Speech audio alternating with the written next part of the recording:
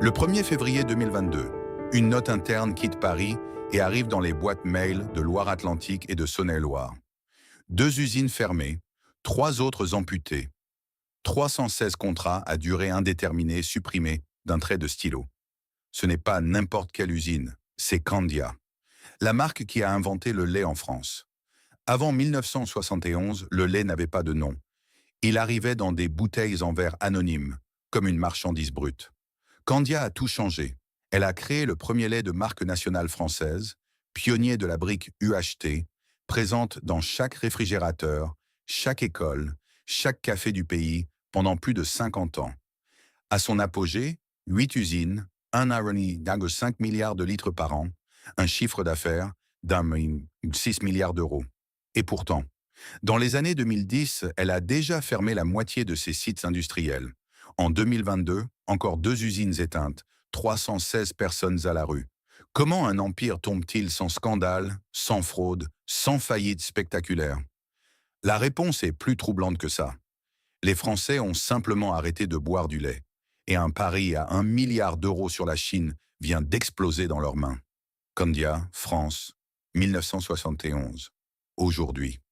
L'histoire de ce qui arrive quand les habitudes d'une génération disparaissent. Il faut imaginer la France de 1971. Dans chaque épicerie, chaque marché de quartier, le lait arrive dans des bouteilles en verre sans étiquette. Pas de nom, pas de logo, pas de promesse. Le lait est du lait, une matière première comme le blé ou le charbon, acheté au poids, consommé sans y penser. Depuis des générations, personne n'a jamais eu besoin de choisir son lait. Il n'y avait rien à choisir. C'est dans ce vide que naît Candia. À l'origine, il y a Sodima, le groupe coopératif qui deviendra plus tard Sodial. Une alliance de milliers d'éleveurs français dispersés dans 70 départements qui collectent ensemble des milliards de litres de lait chaque année. Des hommes et des femmes qui se lèvent à 4 heures du matin, qui connaissent chaque vache par son numéro, qui vivent au rythme des saisons et des quotas laitiers. Pendant des décennies, ils produisent. Les intermédiaires vendent. Et la valeur s'évapore quelque part entre la ferme et le réfrigérateur du consommateur. En 1971, Sodima décide que ça suffit. L'idée est simple, presque naïve dans sa radicalité. Transformer le lait en marque. Donner un nom à ce liquide blanc anonyme. Faire en sorte que le consommateur ne demande plus du lait, mais demande Candia. Pour trouver ce nom, ils font appel à l'agence Novamark. Le résultat, Candia, tiré du latin candidus, blanc, pur, brillant, éclatant. Un mot qui ne dit pas seulement la couleur, il dit la confiance, il dit la pureté, il dit « ce lait-là est différent des autres ». Là où la concurrence vend de l'indifférence, Candia vend une identité. Les emballages sont colorés, modernes, immédiatement reconnaissables dans le rayon. Les premières campagnes publicitaires à la télévision repositionnent le lait. Ce n'est plus une denrée de base. C'est une boisson que l'on choisit, que l'on préfère, pour laquelle on a une raison. Les consommateurs répondent. Dès la première année, Candia s'impose comme la première marque nationale de lait liquide en France. Aucun concurrent ne joue dans la même catégorie, parce que la catégorie elle-même n'existait pas avant Candia. Mais la vraie révolution ne vient pas encore. Elle arrive en bouteille plastique, sous forme de vapeur surchauffée, à 140 degrés. Le lait UHT, ultra haute température, chauffé pendant 2 à 4 secondes à une température qui détruit les bactéries sans altérer le goût, puis conditionné en emballage stérile hermétique. Résultat, un lait qui se conserve 3 mois sans réfrigérateur jusqu'à ouverture.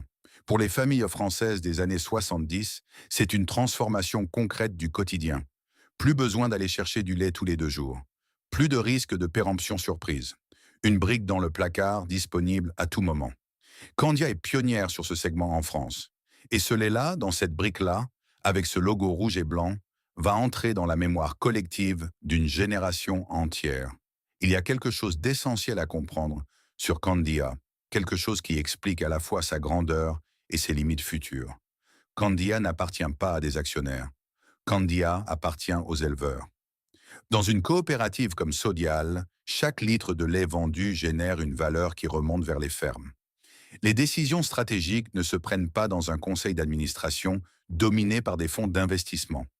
Elles se prennent en assemblée avec des milliers de membres qui ont chacun leur voix, leurs intérêts, leur territoire à défendre.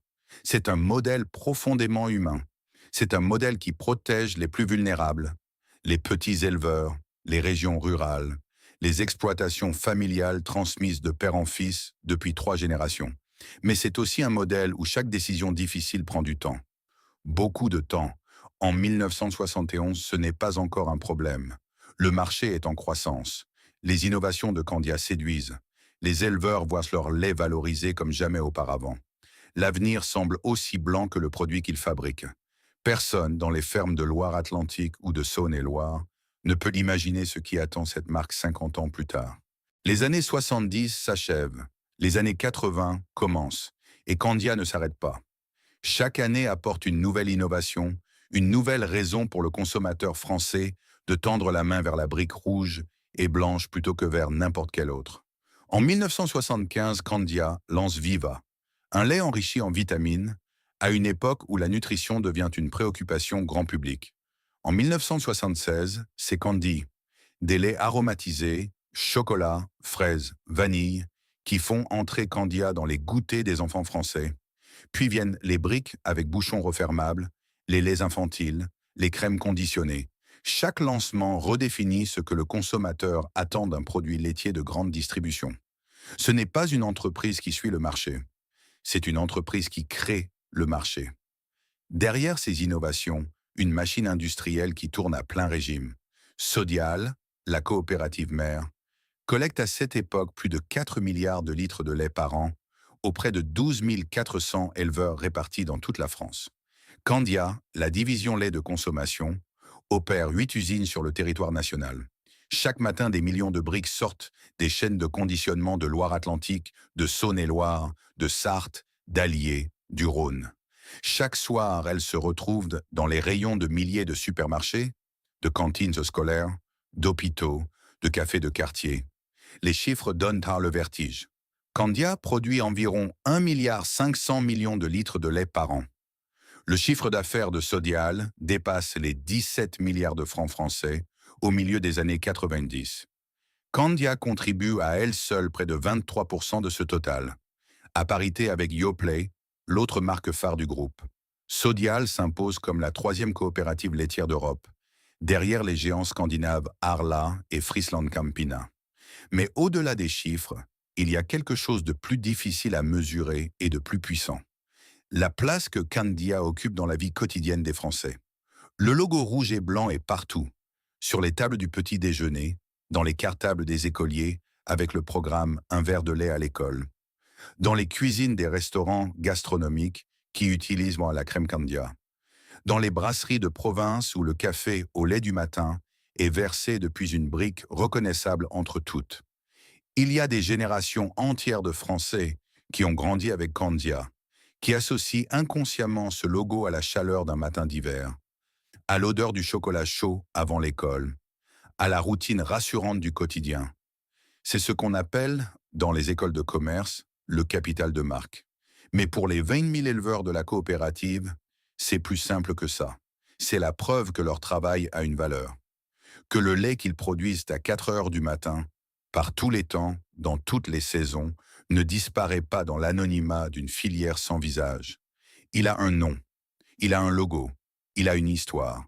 Sodial, grisé par cette réussite, ne reste pas immobile. Le groupe regarde au-delà des frontières françaises.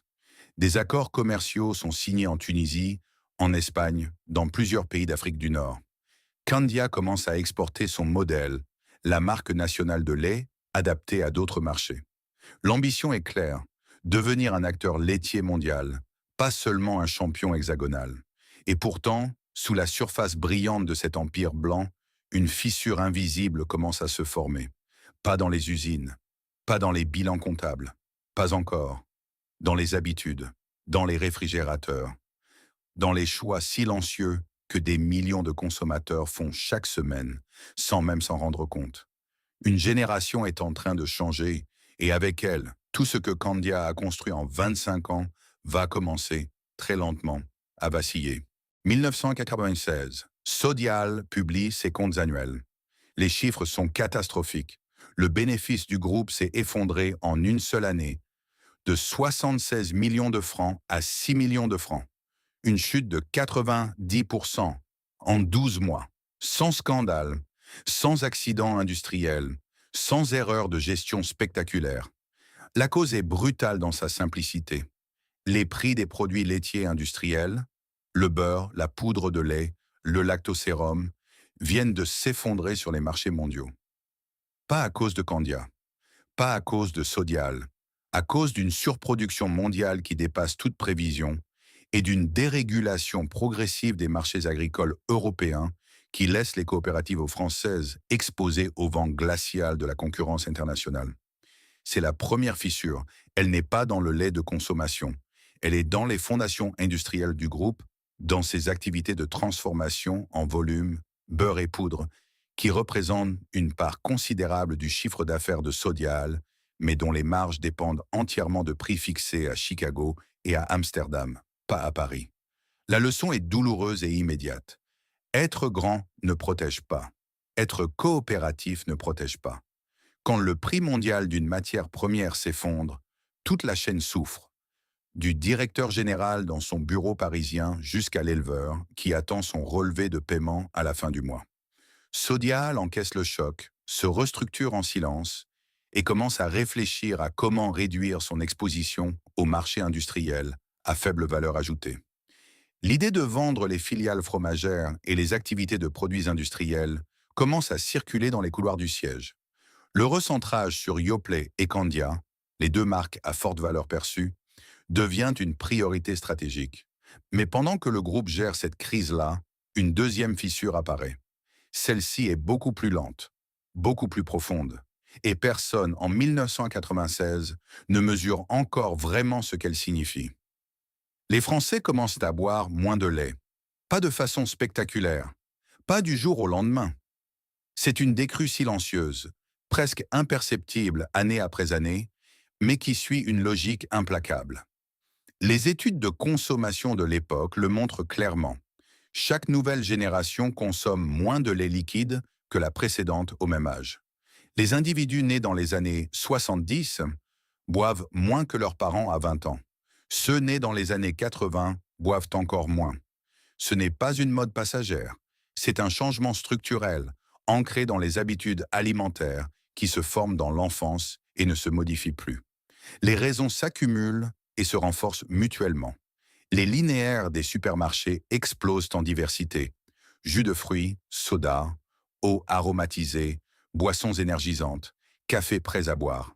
Le lait, qui était pendant des décennies l'alternative naturelle à l'eau, se retrouve en concurrence avec des dizaines de produits conçus pour séduire précisément le segment qui lui était le plus fidèle, les enfants et les adolescents. Les habitudes du petit déjeuner évoluent. La brique de lait dans le cartable cède la place à la bouteille d'eau, au jus d'orange, au café serré avalé debout. Et puis il y a l'ennemi le plus redoutable de tous, celui que Candia ne peut pas combattre à armes égales. La marque distributeur. Dans les années 90 et 2000, les grandes enseignes de la distribution française, Carrefour, Leclerc, Intermarché, développent massivement leurs propres références de lait UHT. Même conditionnement, même format, même conservation, même goût ou presque, mais 20 à 30% moins cher que Candia. Pour un consommateur qui fait ses courses avec un budget serré, la question devient légitime. Pourquoi payer plus pour un logo? Candia se retrouve piégé dans ce que les économistes appellent une trappe à commodity. Son produit phare, le lait UHT, est devenu si standardisé, si banalisé, que la différenciation par la marque ne justifie plus l'écart de prix aux yeux d'une partie croissante des consommateurs. Et contrairement à Yoplait, qui peut jouer sur la texture, le goût, les formats innovants des yaourts, Candia ne peut pas réinventer le lait blanc. Le lait est le lait. L'étau se resserre progressivement. D'un côté, des consommateurs qui boivent de moins en moins de lait. De l'autre, ceux qui en boivent encore et qui choisissent de plus en plus la marque moins chère. Le volume total du marché rétrécit. Et à l'intérieur de ce marché qui rétrécit, la part de Candia rétrécit aussi. Les dirigeants de Sodial voient dans les courbes. Ils lisent les rapports. Ils savent. Mais dans une coopérative qui regroupe 20 000 éleveurs, dont la survie économique dépend du volume collecté, décider de produire moins, de fermer des usines, de réduire la voilure, n'est pas une décision que l'on prend en un conseil d'administration un mardi matin. C'est une décision qui demande des mois de consultation, d'assemblées régionales, de négociations entre factions aux intérêts divergents. Des éleveurs du Nord qui fournissent l'usine de Cambon, des éleveurs du Sud-Ouest qui fournissent les sites de Saône-et-Loire. Chacun défend sa région, son usine, sa sécurité. Le temps passe.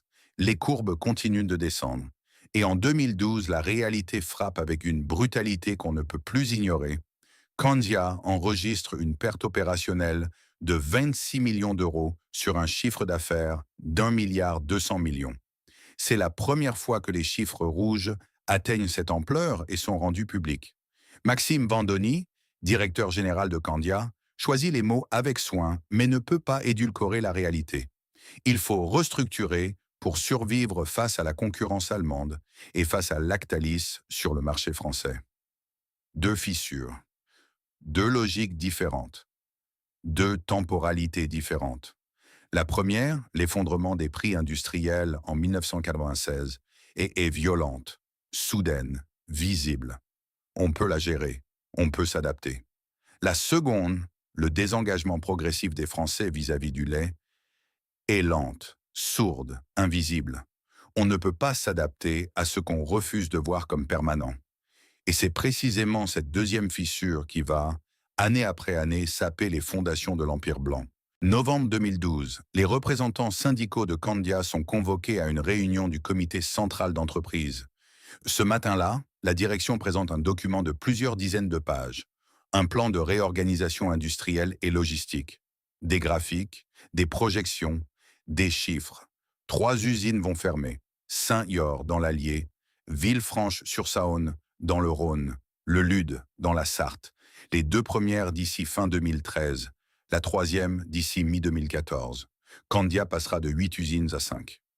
313 postes seront supprimés, 20% de l'ensemble des effectifs du groupe en un seul plan. Dans la salle, la surprise domine. Rick Deraev, délégué syndical central FO, ne cache pas sa stupéfaction. Il savait le secteur en difficulté, il s'attendait à une restructuration, mais pas de cette ampleur, et surtout pas sur ces sites-là. Parce qu'il y a quelque chose que personne ne comprend vraiment ce matin-là. Quelque chose qui ressemble à une contradiction flagrante, presque à une faute de gestion. Candia avait racheté les usines de Villefranche-sur-Saône et de Saint-Yor seulement 2 ans auparavant. 2 sites qui fonctionnaient là. 2 acquisitions présentées comme stratégiques. Et maintenant, on les ferme. Comment expliquer ça? La réponse est dans les chiffres que la direction a sous les yeux depuis des mois. Les 2 sites rachetés avaient des capacités trop faibles pour être rentables dans un marché en contraction. Villefranche ne peut traiter que 15 millions de litres par an. Saint-Yor, 80 millions. Dans la nouvelle logique industrielle que Candia veut imposer, chaque usine doit pouvoir produire au minimum 400 millions de litres par an à l'horizon 2015. Les petits sites ne peuvent pas survivre à cette concentration.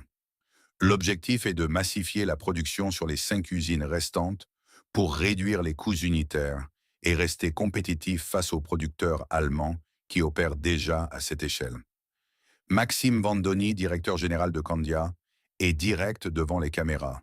Cette restructuration est nécessaire pour lutter contre la concurrence allemande et contre Lactalis en France.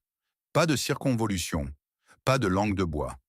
Le marché du lait UHT est devenu une guerre de coûts et Candia est en train de la perdre avec son outil industriel fragmenté. La direction s'engage à proposer à chaque salarié concerné une offre de reclassement au sein des autres sites du groupe. Elle annonce également la création de 75 nouveaux postes dans les usines qui absorbent sur la production et un investissement de 60 millions d'euros pour moderniser l'outil industriel restant. Ces annonces adoucissent à peine le choc dans les 3 bassins d'emploi touchés. À Saint-Yor, petite commune thermale de l'Allier de moins de 3000 habitants, la fermeture de l'usine Candia représente une saignée économique que le tissu local ne peut pas absorber facilement. À Le Lude, dans la Sarthe, C'est la même réalité. Une ville moyenne, dont l'économie locale perd d'un coup son employeur industriel principal. Ces territoires n'ont pas choisi d'être exposés à la guerre des prix entre la grande distribution française et les coopératives laitières allemandes. Ils en paient le prix. Ce plan de 2012 à 2014 est important à comprendre dans sa singularité. Il n'a rien à voir avec la Chine. Il n'a rien à voir avec les marchés émergents ou les stratégies d'exportation. Il est la conséquence directe et exclusive de deux phénomènes internes au marché français. La baisse de la consommation de lait liquide d'un côté, la pression des marques distributeurs et de la concurrence européenne de l'autre. C'est une réponse à une crise domestique menée avec les outils classiques d'une restructuration industrielle, concentration des sites, réduction des effectifs, modernisation des équipements. La production des 3 usines fermées, environ 300 millions de litres par an, est redistribuée sur les 5 sites restants. Les éleveurs coopérateurs, eux, ne sont pas directement touchés. La collecte auprès des 12 400 producteurs reste inchangée. Ce détail est crucial dans la communication de Candia. La coopérative protège ses membres agricoles. Elle restructure son outil industriel, pas sa base agricole. Mais il y a une réalité que ce discours ne dit pas. Quand une coopérative ferme des usines pour réduire ses coûts de transformation, elle reconnaît implicitement que le marché pour lequel elle produit est en train de se rétrécir. On n'investit pas 60 millions d'euros dans 5 usines pour un marché en croissance. On le fait pour défendre coûte que coûte un marché en déclin, en espérant que la réduction des coûts suffira à maintenir la compétitivité le temps que les choses se stabilisent. En 2014, à l'issue de ce plan, Candia opère donc 5 usines en France. Elle a supprimé 313 postes. Elle a investi dans la modernisation. Elle a réduit ses coûts unitaires. Et le marché du lait liquide en France continue de baisser. Ce n'est pas encore une catastrophe. C'est une retraite ordonnée, un repli tactique. Les dirigeants de Sodial regardent les courbes de consommation et cherchent une issue, une nouvelle direction. Un nouveau marché qui pourrait compenser ce que le marché domestique est en train de perdre année après année. Ils regardent moins vers l'Est, très loin vers l'Est. Et ce qu'ils voient là-bas ressemble à la plus grande opportunité laitière de l'histoire moderne. Il faut remonter à 2008 pour comprendre ce qui pousse Sodial vers la Chine. Le 11 septembre 2008, les autorités sanitaires chinoises annoncent ce que les rumeurs murmurent depuis des semaines. Des centaines de milliers de nourrissons ont été empoisonnés par de la mélamine, un produit chimique industriel, introduite frauduleusement dans des laits en poudre pour faire croire à une teneur en protéines plus élevée. 6 enfants meurent, 300 000 sont hospitalisés. Le scandale éclabousse 22 marques chinoises différentes. Le groupe Sanlu, l'un des plus grands producteurs de lait en poudre du pays, est acculé à la faillite. Plusieurs dirigeants sont condamnés, 2 sont exécutés. Ce jour-là, la confiance des parents chinois dans le lait infantile produit sur leur sol s'effondre. Pas pour quelques mois, pour des années, pour une décennie entière. Ce qui se passe ensuite est un phénomène commercial sans précédent.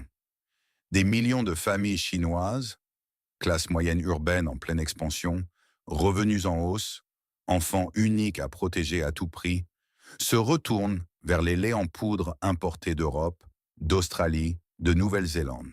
Peu importe le prix, peu importe la complexité logistique, ce qui compte, c'est le pays d'origine, France, Irlande, Pays-Bas. Ces mots sur une boîte de lait infantile deviennent une garantie de sécurité que rien d'autre ne peut offrir. Des touristes chinois de passage à Paris vident les rayons des pharmacies. Des réseaux de dégoût, ces acheteurs professionnels qui achètent en Europe pour revendre en Chine, se constituent en quelques mois. Les prix des laits infantiles européens s'envolent.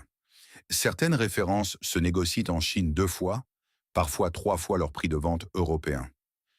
Pour Sodial, qui cherche précisément à cette époque un relais de croissance pour compenser le recul du marché français, le signal est impossible à ignorer. Mais il faut comprendre la nature exacte du pari que Sodial s'apprête à faire. Ce n'est pas Candia qui va s'installer dans les supermarchés de Shanghai avec son logo rouge et blanc. Ce n'est pas une stratégie de marque grand public en Chine. Ce que Sodial vise, c'est le marché des ingrédients laitiers. La fourniture de matières premières hautement valorisées, poudre de lactosérum déminéralisée, protéines laitières, base pour formules infantiles, à des opérateurs chinois qui les transforment et les commercialisent sous leur propre marque sur le marché local. Un business B2B, industriel, discret, mais potentiellement immense. En 2013, Sodial signe un contrat de 100 millions d'euros avec Sinutra International, un opérateur chinois coté aux États-Unis, spécialisé dans le lait infantile.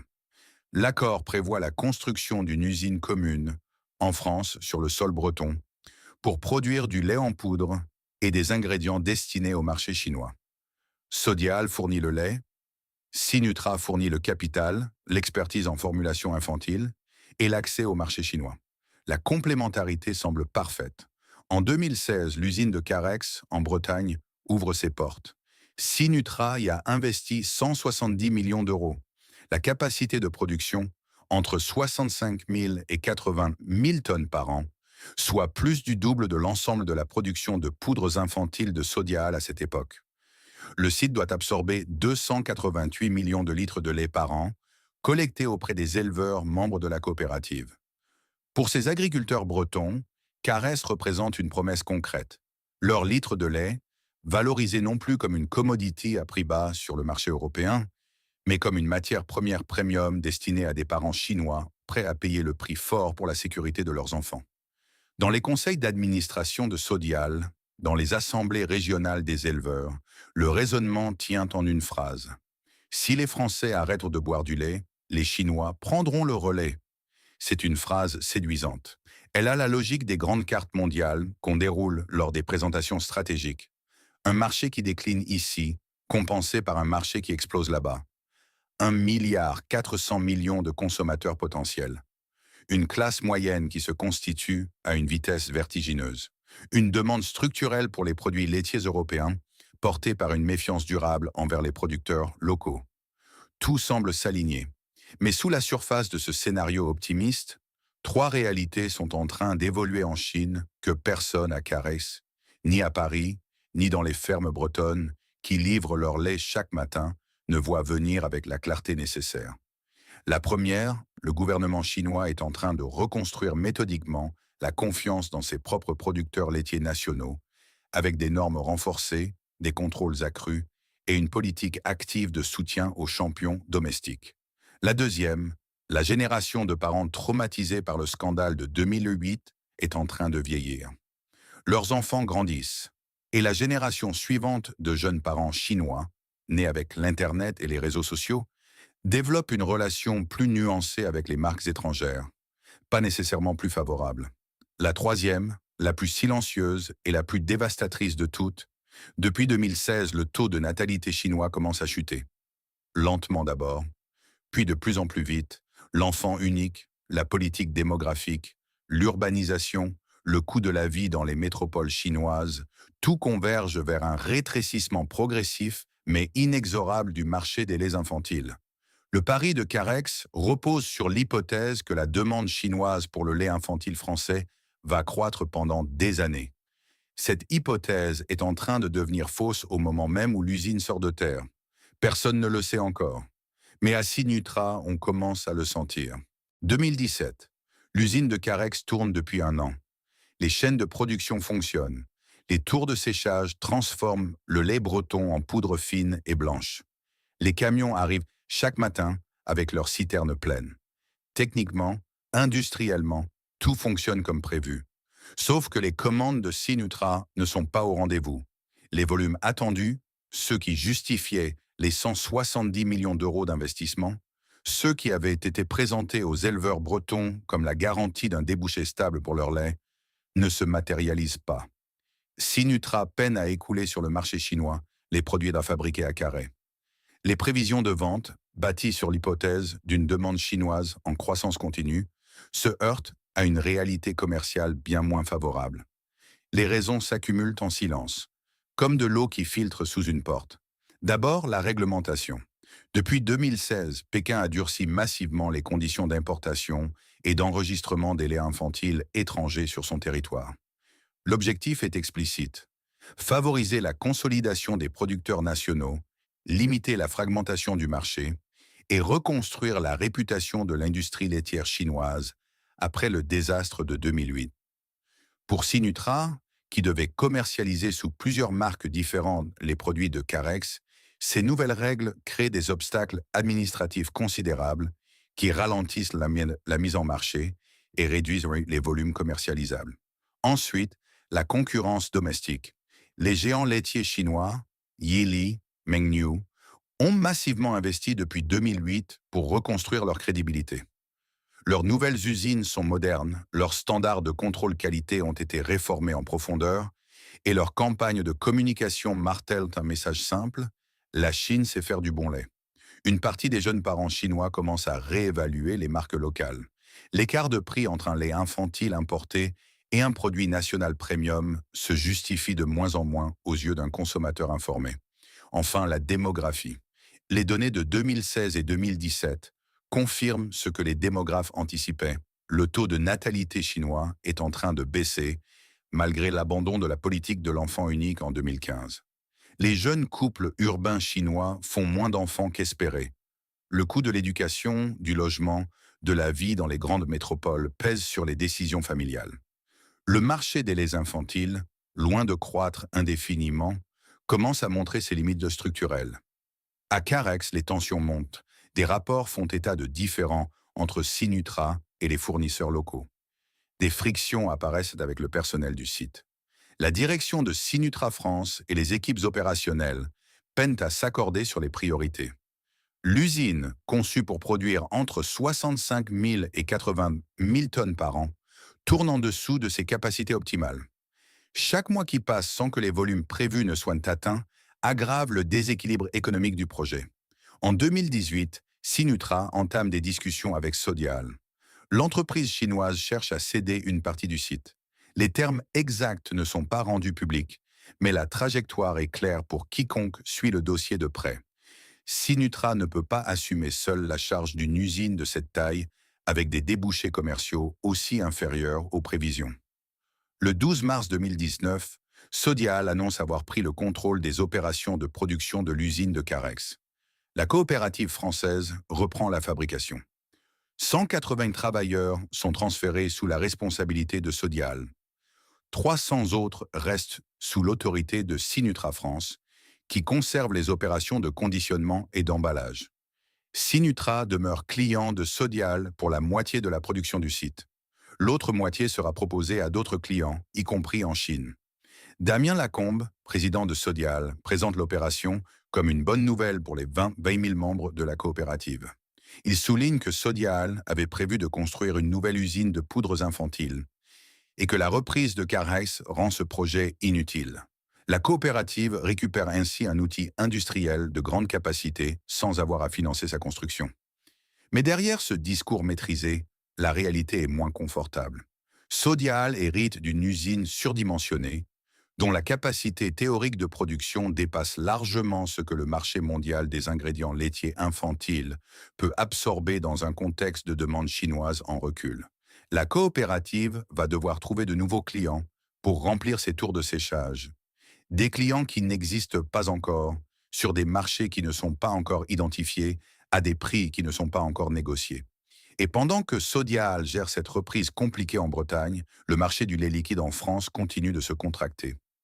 Les 5 usines Candia qui ont survécu à la restructuration de 2012-2014 fonctionnent dans un marché qui perd des volumes chaque année. Les marques distributeurs continuent de grignoter des parts de marché. La guerre des prix dans les rayons des supermarchés ne faiblit pas. Les 2 gonds qui maintiennent l'édifice Sodial sont en train de lâcher simultanément. Le lait liquide domestique saigne lentement depuis 20 ans. Le lait infantile export vient d'exploser dans les mains de ceux qui y avaient placé leurs espoirs. C'est dans ce contexte, 2 fronts ouverts, 2 sources de pertes, 0 relais de croissance visible, que les dirigeants de Sodial préparent ce qui va devenir, début 2022, l'annonce la plus douloureuse de l'histoire de Candia. Ils n'ont plus le choix. Mais pour les hommes et les femmes qui travaillent à Cambonne, à Saint-Martin-Belle-Roche, à Malestroit, à Bénestroff, à Montauban de Bretagne, ceux dont les noms ne figurent dans aucun rapport stratégique, ceux dont les vies ne rentrent dans aucune case d'un tableau Excel, le choix de la direction va changer tout. Le 1er février 2022, à 8 heures du matin, Les représentants du personnel de Sodial reçoivent la convocation pour une réunion extraordinaire du comité central d'entreprise. Le sujet n'est pas précisé dans la convocation. Mais dans les couloirs, dans les vestiaires, dans les salles de pause des usines concernées, quelque chose circule depuis des semaines. Une inquiétude diffuse, sans forme précise, comme l'odeur d'un orage qui approche sans qu'on puisse encore voir les nuages. À 15 heures, la direction présente son plan. 2 fermetures complètes. La laiterie de Cambon, en Loire-Atlantique, 161 postes supprimés. Le site de Saint-Martin-Belle-Roche, en Saône-et-Loire, qui produit des ingrédients pour le lait infantile sous l'entité Eurosérum, 119 employés concernés. 3 autres sites amputés de certaines activités, arrêt des opérations de séchage à Malestroit, en Morbihan, arrêt d'une des 2 tours de séchage à Bennestroff, en Moselle, arrêt des activités destinées au marché infantile à Montauban de Bretagne, en Ille-et-Vilaine. Au total, 316 contrats à durée indéterminée supprimés dans l'ensemble du groupe. La CFDT Agri-Agro publie un communiqué dans l'heure qui suit. Le syndicat dit comprendre qu'il existe des difficultés dans certaines entreprises du groupe. Mais il déplore que la direction fasse le choix de fermer des outils industriels avec des conséquences dramatiques pour des salariés qui, pour certains, perdront leur emploi. Le syndicat annonce qu'il se battra pour que les personnes impactées puissent partir avec des indemnités et des parcours de reconversion dignes d'un groupe comme Sodial.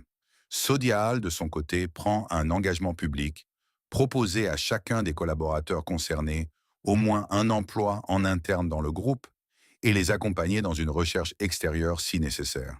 C'est dans ce cadre juridique et social que commence, pour les hommes et les femmes de Cambon, une période suspendue entre 2 mondes.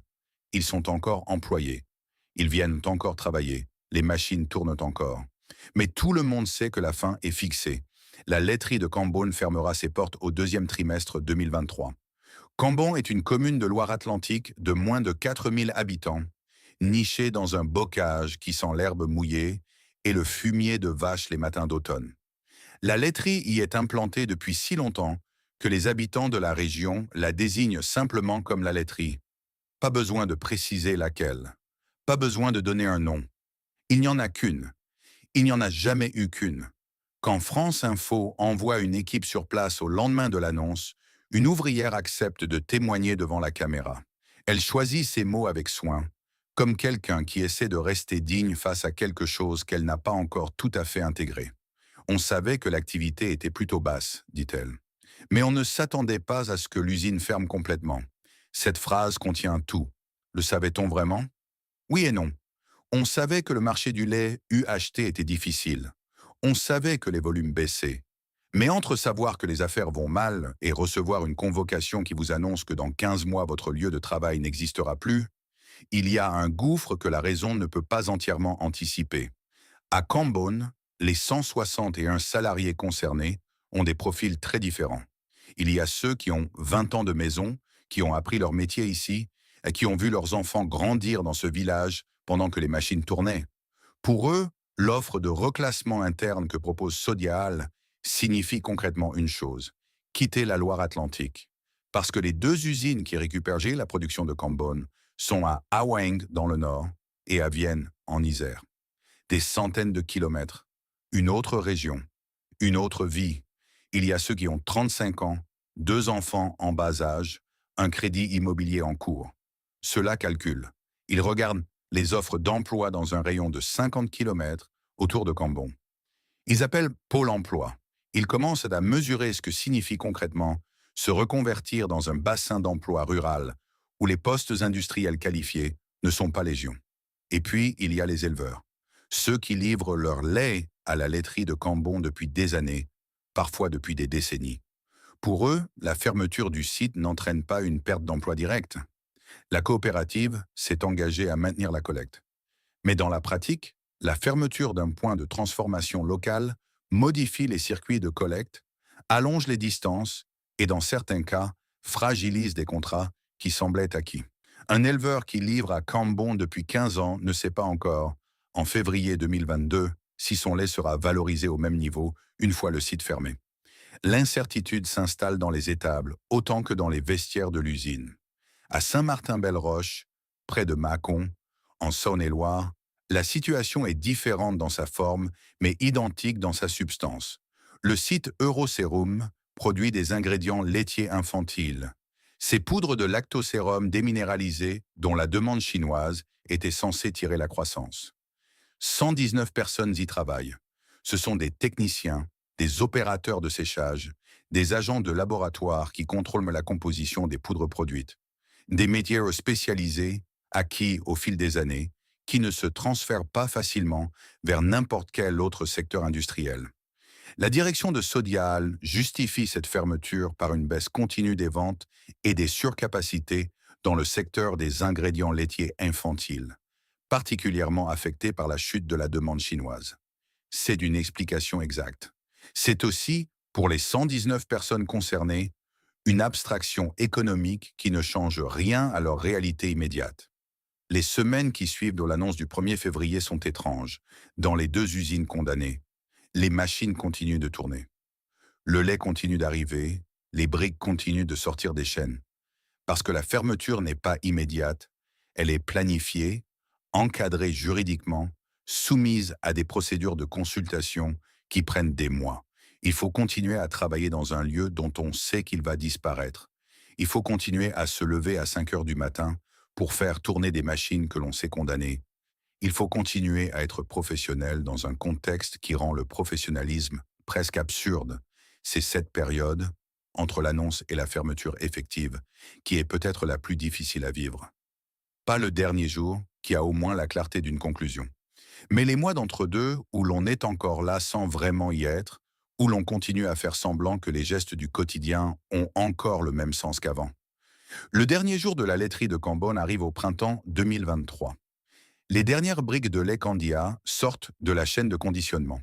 Les machines s'arrêtent, les lumières s'éteignent. Le logo rouge et blanc est toujours là, sur les murs, sur les camions garés dans la cour. Mais personne ne reviendra lundi matin pour le regarder. Dans les supermarchés de Loire-Atlantique, de Saône-et-Loire, de toute la France, les briques Candia sont toujours sur les rayons.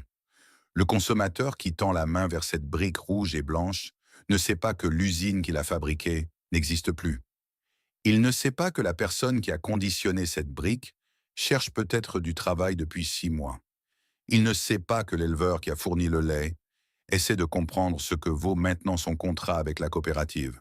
Il voit juste un lait. Comme toujours. Pour comprendre ce qui est arrivé à Candia, il faut résister à la tentation du récit simple. La tentation de chercher un coupable unique, un dirigeant incompétent, une décision catastrophique. Un moment précis où tout a basculé. La réalité est plus complexe et d'une certaine façon plus troublante, parce qu'elle ne désigne personne en particulier. Ce qui a brisé Candia, ce sont 3 forces structurelles qui ont agi simultanément, chacune suffisamment puissante pour fragiliser une entreprise, et dont la convergence a rendu la situation pratiquement intenable. 3 mâchoires qui se sont refermées en même temps. La première mâchoire est la plus lente, la plus profonde et la plus difficile à combattre parce qu'elle est invisible à l'échelle d'une année fiscale. Les Français boivent moins de lait. Pas marginalement moins, structurellement moins, générationnellement moins. Les études de consommation le documentent depuis les années 90 avec une régularité métronomique. Chaque cohorte générationnelle consomme moins de lait liquide que la précédente au même âge de la vie. Ce n'est pas une question de prix. Ce n'est pas une question de qualité. C'est une question d'habitude qui se forme dans l'enfance et qui ne se réforme plus à l'âge adulte. Un enfant qui a grandi dans les années 90 avec des jus de fruits, des sodas et des smoothies ne développe pas, à 30 ans, le réflexe d'aller chercher une brique de lait dans son réfrigérateur. Ce réflexe-là, c'est celui de ses parents, pas le sien. France Info, en couvrant la fermeture de Cambon, cite explicitement cette réalité. La consommation de lait des Français est en recul depuis plus de 20 ans. 20 ans. Ce n'est pas une tendance conjoncturelle liée à une récession ou à une crise de confiance passagère. C'est un mouvement de fond démographique qui traverse les cycles économiques, les campagnes publicitaires, les reformulations produits et les efforts de communication. Candia a essayé de le contrer avec des laits enrichis, des laits régionaux, des laits premium. Elle n'a pas pu l'inverser. Parce qu'on n'inverse pas en 20 ans ce que 20 ans ont construit. Et ce phénomène français n'est pas français. Il est européen. Il est occidental. Le plus grand transformateur laitier des États-Unis, Dean Foods, dépose le bilan en novembre 2019 en invoquant exactement la même cause, une baisse continue et structurelle de la consommation de lait liquide, qui rend son modèle économique non viable malgré tous ses efforts de rationalisation. Des milliers de kilomètres séparent Camden de Dallas, Texas. La même réalité les réunit.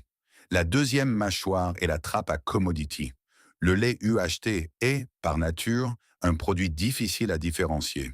Une fois que la technologie de pasteurisation à ultra haute température est devenue standard et accessible à tous les producteurs, l'avantage concurrentiel de Candia sur ce segment s'est mécaniquement érodé. Ce que Candia faisait, n'importe quelle coopérative allemande ou n'importe quelle enseigne de grande distribution pouvait le faire aussi bien, pour moins cher. Les marques distributeurs ont compris cela avant tout le monde. Carrefour, Leclerc, Intermarché, elles n'ont pas attaqué Candia frontalement sur le terrain de la qualité ou de l'innovation. Elles ont simplement proposé le même produit fonctionnel, dans un emballage moins élaboré, à un prix inférieur de 20 à 30%. Et dans un contexte de pouvoir d'achat sous pression, des millions de consommateurs ont fait le calcul. Candia s'est retrouvé dans une position inconfortable entre deux extrêmes. D'un côté, les marques distributeurs moins chères. De l'autre, les laits premium artisanaux, plus différenciés. Au milieu, Candia, ni assez bas de gamme pour concurrencer sur le prix, ni assez haut de gamme pour justifier un écart de prix significatif. C'est ce que Maxime Vandoni, directeur général de Candia, reconnaissait implicitement en 2012 quand il parlait de la nécessité de lutter contre la concurrence allemande et contre Lactalis. Ce n'était pas seulement une question d'efficacité industrielle, c'était une question de positionnement stratégique dans un marché où la marque seule ne suffisait plus à créer de la valeur. La troisième mâchoire est la plus paradoxale, parce qu'elle est constitutive de l'identité même de Candia. C'est le modèle coopératif. Sodial est une coopérative de 22 000 éleveurs. Sa raison d'être n'est pas de maximiser le retour sur investissement d'actionnaires institutionnels. Sa raison d'être est de valoriser le lait de ses membres et de contribuer à la pérennité de l'agriculture laitière française. C'est un modèle fondamentalement différent de celui d'un groupe privé comme Lactalis ou d'un conglomérat coté en bourse comme Danone. Et cette différence a des conséquences concrètes sur la vitesse et la nature des décisions stratégiques. Dans une coopérative, fermer une usine n'est pas seulement une décision économique. C'est une décision politique, au sens le plus profond du terme. C'est dire à des éleveurs d'une région qu'ils vont perdre leur outil de transformation locale, que leur lait va parcourir des centaines de kilomètres supplémentaires pour être traité ailleurs, que la valeur qui était créée près de chez eux va migrer vers une autre région. Ce sont des décisions qui demandent des mois de consultation, des assemblées régionales, des négociations entre des intérêts légitimes mais divergents, des éleveurs du Nord qui défendent un Cambon, des éleveurs du Centre qui défendent leur propre site, chacun avec une voix, chacun avec une histoire. Ce n'est pas une critique, c'est une réalité structurelle. Les coopératives prennent les bonnes décisions, mais elles les prennent lentement. Et quand le marché se transforme à une vitesse que la structure de gouvernance ne peut pas suivre, l'écart entre la réalité du marché et la réponse de l'entreprise se creuse année après année. Arla, la coopérative scandinave, a fait face aux mêmes pressions. Friesland Campina, aux Pays-Bas également. Toutes ont dû réduire leur voilure, fermer des sites, supprimer des emplois. Aucune n'a trouvé de solution magique, parce qu'il n'y en a pas. Quand le marché pour lequel vous avez été construit rétrécit structurellement, la seule question est à quelle vitesse vous adaptez-vous et à quel coût humain? Ces trois mâchoires, le déclin de la consommation, la trappe à commodity, la lenteur structurelle du modèle coopératif, n'ont pas agi séquentiellement. Elles ont agi simultanément, en se renforçant mutuellement. Un marché qui rétrécit rend la guerre des prix encore plus intense. Une guerre des prix encore plus intense rend les pertes encore plus lourdes. Des pertes encore plus lourdes forcent des restructurations que la gouvernance coopérative ralentit. Et pendant que la restructuration se met laborieusement en place, le marché rétrécit encore un peu plus. C'est un cercle, pas vicieux au sens moral du terme. Personne n'a cherché à nuire, personne n'a failli à ses responsabilités de façon délibérée. mais vicieux au sens mécanique. Un engrenage dont chaque dent entraîne la suivante et dont on ne peut sortir qu'en cassant quelque chose. En 2022, Sodial a choisi quoi casser? 316 contrats à durée indéterminée. Le 1er février 2022, au moment même où Sodial annonce la fermeture de Cambon et de Saint-Martin-Belle-Roche, la coopérative publie un second document, moins médiatisé, moins douloureux dans sa forme, mais tout aussi important pour comprendre ce que Sodial pense être son avenir. Un plan d'investissement de 600 millions d'euros sur 5 ans, de 2022 à 2027. La logique est présentée clairement. Sodial ne recule pas. Sodial se repositionne. La coopérative ferme ce qui perd de l'argent pour investir dans ce qui peut en gagner. Elle abandonne les segments où elle ne peut pas gagner. Le lait UHT bas de gamme, les ingrédients infantiles en volume pour un marché chinois en contraction, pour concentrer ses forces sur les segments où la différenciation est possible et où les marges sont défendables. 450 millions d'euros vont vers les fromages, les laits premium, le beurre, la crème et les produits frais. C'est la part du plan consacré à la montée en gamme, accélérée par la reprise en main complète de Yoplait en Europe après le rachat de la part de General Mills. Sodial, qui était co-gestionnaire de Yoplait depuis des décennies aux côtés de l'Américain, est désormais seul aux commandes de la marque sur le territoire européen. C'est un atout considérable. Yoplait représente une marque à forte notoriété dans un segment yaourt où la différenciation par le goût, la texture et l'innovation restent possibles, contrairement au lait liquide. Les 150 millions restants sont alloués à la diversification et aux ingrédients laitiers haut de gamme, protéines laitières spécialisées, ingrédients pour la nutrition sportive, composants pour l'industrie agroalimentaire à valeur ajoutée, sortir du volume pour aller vers la spécialité, sortir de la commodity pour aller vers la formulation. Pour Candia spécifiquement, la stratégie de survie repose sur un pivot que les équipes marketing travailleraient depuis plusieurs années déjà. Le lait générique, la brique anonyme vendue au prix le plus bas possible. Candia abandonne progressivement ce terrain-là aux marques distributeurs. Elle n'a pas les coudes pour gagner cette guerre. Elle ne les aura jamais. Alors elle choisit de ne plus la combattre. À la place, Candia mise sur la désirabilité territoriale. Le lait de ma région, une gamme qui revendique l'origine géographique précise du lait, le nom du bassin de collecte, la proximité entre l'éleveur et le consommateur, cherche à redonner au lait une identité que la banalisation avait effacée. L'idée est simple. Si le consommateur ne peut pas voir la différence entre une brique Candia et une brique Leclerc dans un test à l'aveugle, peut-être peut-il ressentir une différence dans l'histoire qu'on lui raconte. Le terroir, la traçabilité, l'agriculteur derrière le produit. Candia mise également sur le beurre premium et les crèmes pour la restauration professionnelle, des segments où la marque a une légitimité historique et où la concurrence des marques distributeurs est structurellement moins agressive. Le beurre de micelle nature de Breton, récompensé d'une médaille d'or au concours général agricole du Salon de l'agriculture 2023, illustre cette ambition, sortir de l'indifférenciation par la qualité reconnaissable et la récompense institutionnelle. Les chiffres actuels de Candia dessinent le contour de ce que la marque est devenue après 2 décennies de restructuration. 7 sites industriels en France, 1500 collaborateurs, 1,8 milliard de litres de lait commercialisés par an, 80 000 tonnes de beurre, 35 millions de litres de crème, un chiffre d'affaires d'1,6 milliard d'euros. Ce sont des chiffres qui, sortis de leur contexte, sembleraient solides. Mais ils représentent une entreprise qui a perdu la moitié de ses sites industriels depuis le début des années 2010, qui a supprimé des centaines de postes en 2 vagues de restructuration et qui opère dans un marché dont le volume continue de décliner chaque année. L'ambition de Sodial pour les années à venir est formulée sans modestie excessive dans ses communications institutionnelles. Entrer dans le top 5 des coopératives laitières mondiales d'ici 2025. Un objectif qui place la coopérative française en compétition directe avec Arla, Friesland Campina, Fonterra en Nouvelle-Zélande et les géants nord-américains. Pour y parvenir, il faudra que les 600 millions d'euros investis entre 2022 et 2027 produisent les effets escomptés, que la montée en gamme se traduise effectivement en marges améliorées, que Yoplait retrouve de la dynamique en Europe, que les ingrédients spécialisés trouvent-ils leur marché. Mais derrière les plans stratégiques et les ambitions affichées, une réalité demeure inchangée et inchangeable. La consommation de lait liquide en France continue de baisser. Pas précipitamment, pas de façon alarmante sur une année donnée, mais régulièrement, inexorablement, quelques dixièmes de pourcent de moins chaque année.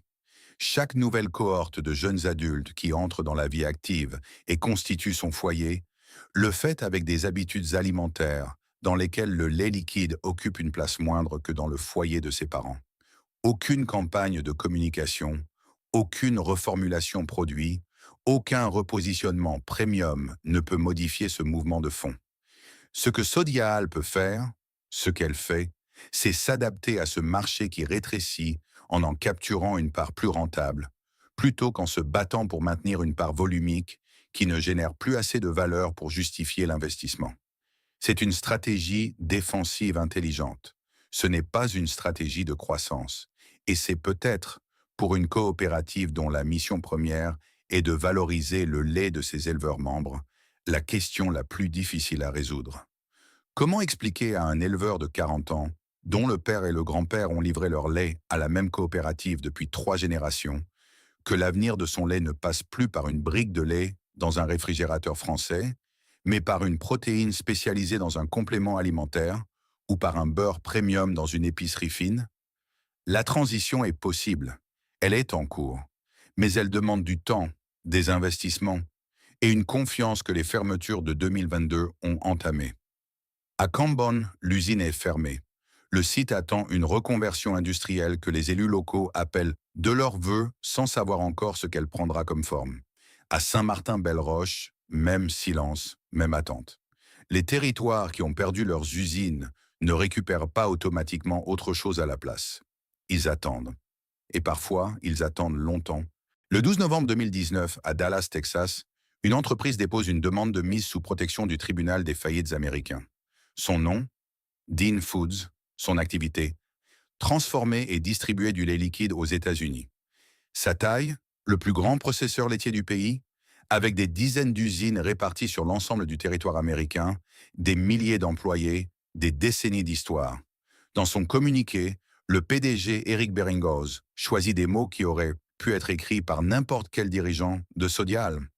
L'entreprise continue d'être impactée par un environnement opérationnel difficile, marqué par des déclins continus de la consommation de lait par les consommateurs. Pas de fraude, pas de scandale, pas de mauvaise gestion spectaculaire. Le marché a changé.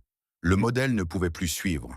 Entre Cambon, Loire-Atlantique et Dallas, Texas, il y a 6000 kilomètres, 2 océans, 2 langues, 2 systèmes économiques radicalement différents. Mais il y a la même courbe.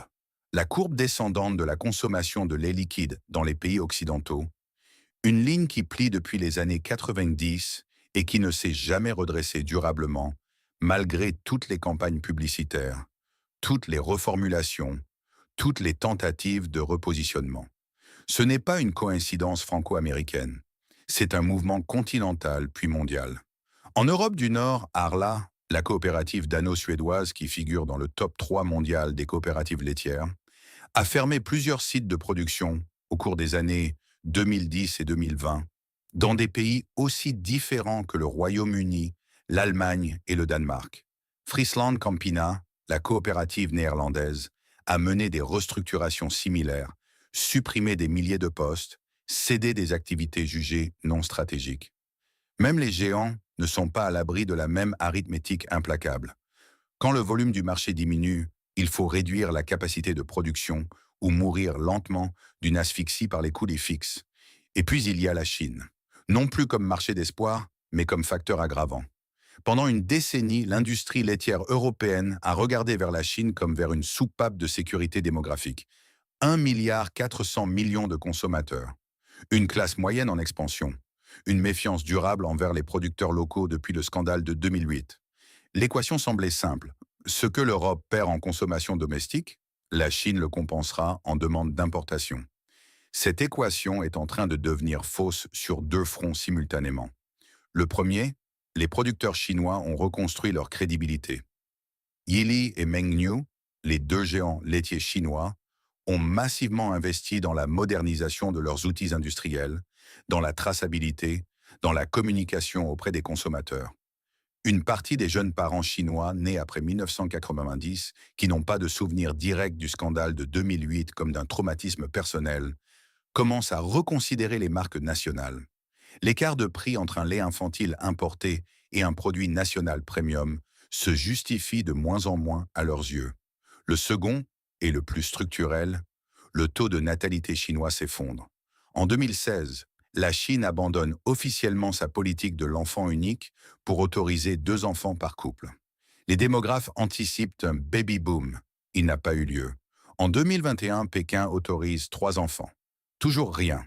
Les données de 2022 et 2023 confirment une tendance que les experts commençaient à redouter. Les jeunes Chinois urbains font structurellement moins d'enfants, pour les mêmes raisons que les jeunes Français, les jeunes Allemands ou les jeunes Coréens. Le coût du logement, le coût de l'éducation, les carrières professionnelles qui priment sur la parentalité précoce. Le marché des laits infantiles en Chine, qui était censé croître de 21% d'ici 2030, selon les projections que Sodial citait dans ses communiqués de 2022, est en train de se contracter. Pas de rebondir, de se contracter.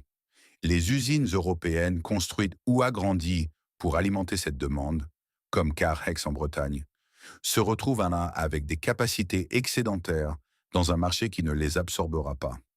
Ce que cela signifie pour les prochaines années est difficile à formuler sans tomber dans le catastrophisme. Mais les contours sont lisibles. Les coopératives laitières européennes qui ont parié sur la croissance de la demande asiatique pour compenser le déclin domestique vont devoir, une fois encore, revoir leurs plans. Certaines usines construites ou modernisées pour l'export vont se trouver sous-utilisées. Certains emplois créés pour répondre à une demande qui ne s'est pas matérialisée vont disparaître. Certains éleveurs qui avaient augmenté leur volume de production en anticipation de débouchés à l'export vont se retrouver avec des surplus qu'ils ne savent pas où placer. Le domino ne s'est pas arrêté à Gambon. Il continue de tomber lentement, de site en site, de coopérative en coopérative, de continent en continent.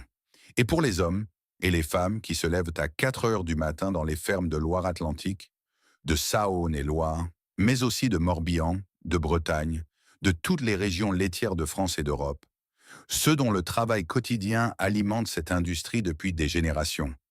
La question qui se pose n'est pas une question de stratégie d'entreprise ou de repositionnement de marque. C'est une question plus simple et infiniment plus difficile. Qu'est-ce qu'on fait de notre lait quand le monde n'en veut plus comme avant? Cette question n'a pas de réponse dans les documents stratégiques de Sodial. Elle n'en a pas non plus dans les rapports d'analystes financiers de la Citi ou de Wall Street. Elle n'en a pas dans les plans d'investissement à 5 ans ou dans les ambitions de top 5 mondial. Elle est posée chaque matin, dans chaque étable, par des gens qui n'ont pas attendu qu'un consultant de McKinsey leur explique que leur marché est en déclin. Ils le savent, ils le vivent, ils continuent quand même. Parce que c'est leur métier, parce que c'est leur vie, parce que personne n'a encore trouvé quoi mettre à la place. Il y a une ironie dans le nom Candia que personne n'avait prévu en 1971. Candidus, blanc, pur, brillant, éclatant. Un nom choisi pour évoquer la confiance, la transparence, la simplicité d'un produit sans artifice. Un nom qui promettait que ce lait-là était différent des autres. Non pas par ce qu'on y avait ajouté, mais par ce qu'il était fondamentalement. Pur, honnête, sans détour. Et c'est précisément cette honnêteté-là qui rend le déclin de Candia si difficile à regarder en face. Parce que Candia n'a pas trahi sa promesse. Elle a fait ce qu'elle avait dit qu'elle ferait. Elle a innové. Elle a protégé ses éleveurs. Elle a maintenu la qualité. Elle a essayé de s'adapter. Elle a investi quand il fallait investir. Elle a restructuré quand il fallait restructurer. Elle a cherché de nouveaux marchés quand les anciens se fermaient. Et pourtant, ce qui a brisé Candia n'est pas une trahison, c'est une transformation. Le monde autour d'elle a changé de façon si profonde, si lente, si diffuse que personne ne pouvait en percevoir l'amplitude depuis l'intérieur. Une génération a grandi sans développer le réflexe du lait, Une autre génération l'a suivi, puis une autre, chacune un peu plus éloignée de cette brique rouge et blanche qui avait semblé indestructible dans les années 80. Ce phénomène a un nom dans les sciences économiques. On l'appelle la disruption silencieuse. Par opposition à la disruption spectaculaire, celle des ruptures technologiques soudaines, des nouveaux entrants qui détruisent un secteur en quelques années. La disruption silencieuse ne fait pas de bruit. Elle ne s'annonce pas. Elle n'a pas de date de naissance précise. Elle ressemble pendant des années à une simple tendance, à une légère inflexion des courbes, à quelque chose qu'on va bien finir par corriger avec la prochaine campagne de communication ou le prochain lancement produit. Et puis un jour, on regarde en arrière et on réalise que les courbes ont décliné pendant 20 ans sans jamais se redresser, et que ce qui semblait être une tendance était en réalité une transformation irréversible. Candia a vécu cette réalisation progressivement, douloureusement, en plusieurs étapes, 1996, 2012, 2022, comme quelqu'un qui apprend une mauvaise nouvelle par fragments, sans jamais recevoir le choc unique qui permettrait de tout intégrer d'un seul coup et de repartir sur des bases claires. Il y a un paradoxe au cœur de l'histoire de Candia qui mérite d'être nommé sans détour. Candia est né en brisant une habitude. En 1971, l'habitude était d'acheter du lait anonyme, sans marque, sans histoire. Candia a cassé cette habitude en proposant une alternative. Un lait avec un nom, un visage, une promesse. Et ça a fonctionné. Pendant 20 ans, ça a fonctionné au-delà de toute espérance. Candia meurt parce qu'elle n'a pas pu briser la nouvelle habitude. L'habitude de ne pas boire de lait, ou de boire autre chose. Ou d'acheter la marque distributeur à 20% moins cher. Ces nouvelles habitudes ne sont pas moins légitimes que l'ancienne.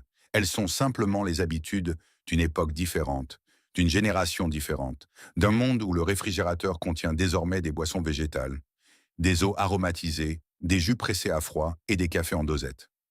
Candia avait le savoir-faire pour fabriquer du lait.